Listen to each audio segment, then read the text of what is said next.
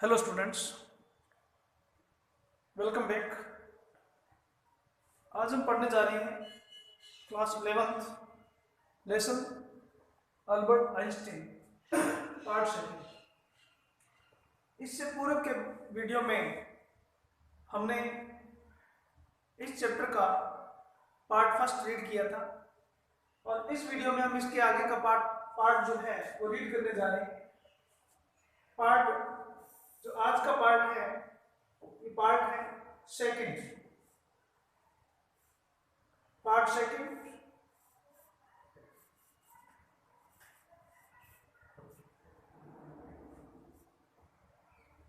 Okay, तो second part पर हम चर्चा करेंगे। ये जो आप लाइनिंग देख रहे हो ग्रीन लाइन, यहां तक हम रीड कर चुके हैं। Today we will discuss from these lines. इन लाइनों से शुरू करेंगे। That's enough mister Brown's eyes were calls.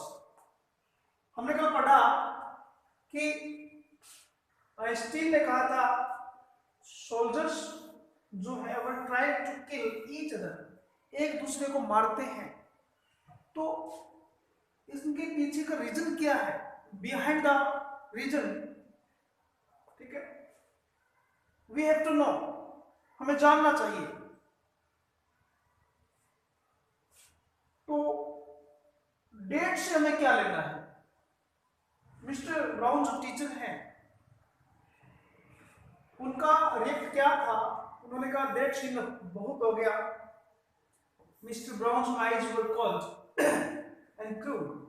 आंखें कोल्ड एंड क्रूल हो गई थी। कोल्ड एंड क्रूल मींस गुस्से से भर जाना। We don't want lecture from you, हमें आपसे कोई व्याख्या नहीं चाहिए, व्याख्यान नहीं चाहिए, लेक्चर नहीं चाहिए। Instead, you will stay in for an extra period today. ये पनिशमेंट है। आइंस्टीन ने कुछ ज्यादा आर्ग्यूमेंट्स कर दिए टीचर के साथ। तो राइट आंसर मैं देकर के उसने आर्ग्यूमेंट किए और उस आर्ग्यूमेंट की वजह से आइंस्टीन को क्या पनिशमेंट मिला कि यू विल स्टे, तुम रुकोगे, ठहरना, in for an extra period today, तुम्हें एक एक्स्ट्रा पीरियड के लिए रुकना पड़ेगा। Although I don't imagine it will do you much good, लेकिन टीचर कहता है कि मैं ये कल्पना नहीं करता कि it will do you much better या मच गुड, कि तुम्हारे लिए ज्यादा अच्छा होगा। कि भाई तुम्हारे लिए कितना अच्छा होगा मुझे मैं ये अंदाजा नहीं लगा सकता, लेकिन आज पनिशमेंट के तौर पर तुम्हें रुकना पड़ेगा। It will not do the school any good, लेकिन ये तो सही है कि it will not do the school any good, तुम्हारा स्कूल में ज्यादा देर ठहरना स्कूल के लिए तो कोई फायदेमंद नहीं होगा, तुम्हारे लिए होता है या नहीं होता इस बात का मुझे कोई अंदाजा नहीं है। Either you are a disgrace, तुम एक बहुत ही डिस्ग्रेस, अपमानित बच्चे हो। I don't know why you continue to come, मुझे तो यही नहीं पता कि तुम स्कूल रोजाना किस लिए आते हो, क्योंकि यहाँ आकर के तुम्हें कुछ सीखना नहीं है। यहाँ आकर के तुम्हें अपनी दलीलें देनी, आर्ग्यूमेंट्स करने हैं, हर टॉपिक पे अपने आर्ग्यूमेंट्स करते हो। तो मुझे समझ में नहीं आ रहा कि क्या लेने आते हो, ठीक है, या स्कूल किस लिए आते हो, क्या सीखने आते हो, कुछ सीखते भी तो नहीं हो, तो अपना समय क्यों खराब कर रहे हो। It is not my wish. लड़का क्या कहता है आइंस्टीन कि मेरी इच्छा नहीं है स्कूल आने की, मेरी इच्छा नहीं है। सर अल्बर्ट पॉइंटेड आउट, उसने ये बात उठाई, then you are an ungrateful boy and ought to model है, बी ashamed, ought to में चाहिए, बी ashamed में शर्म होता है, तुम्हें शर्म आनी चाहिए। Then you are an ungrateful, कृतज्ञहीन, तुम एक कृतज्ञहीन बालक हो और तुम्हें शर्म आनी चाहिए। आगे देखेंगे।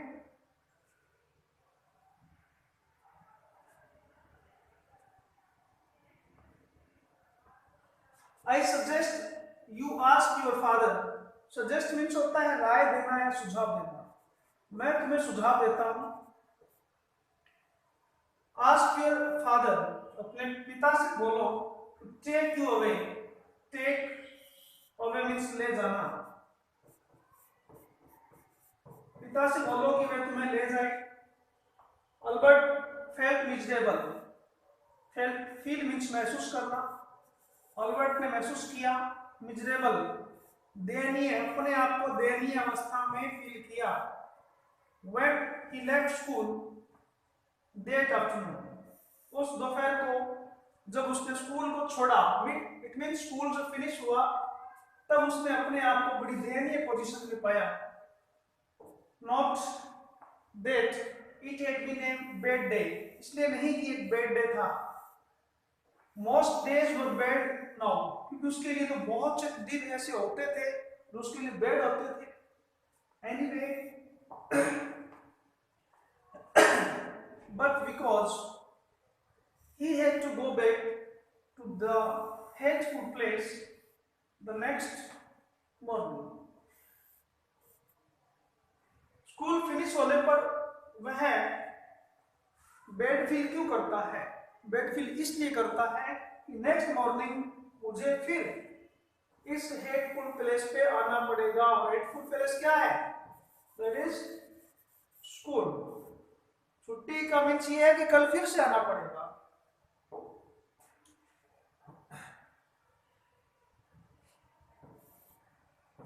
The next morning, he only wished his father would take him away. उसकी सिर्फ एकमात्र इच्छा थी उसके पिता टेक अवे ले जाए उसे, but there was no point in even asking. लेकिन ये कहने का भी कोई अर्थ नहीं था पिता से कि मुझे स्कूल से निकाल लो, स्कूल से हटा लो।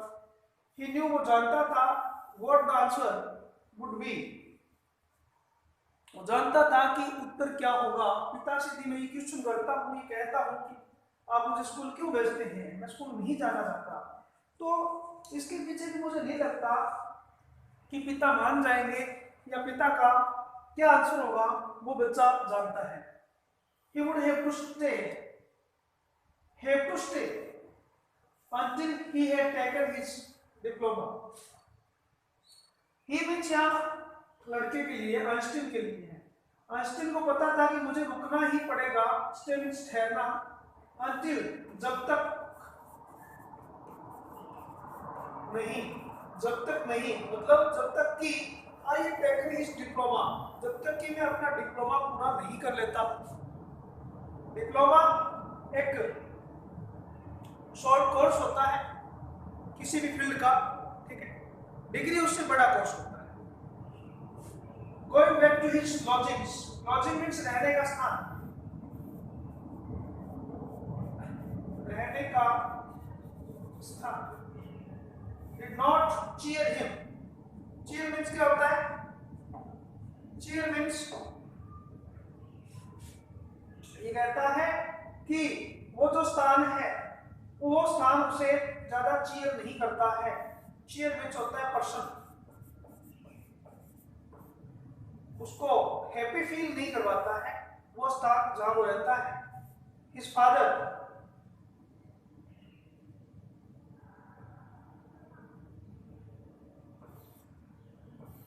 father had so little money to spare. Spare means खर्च करना।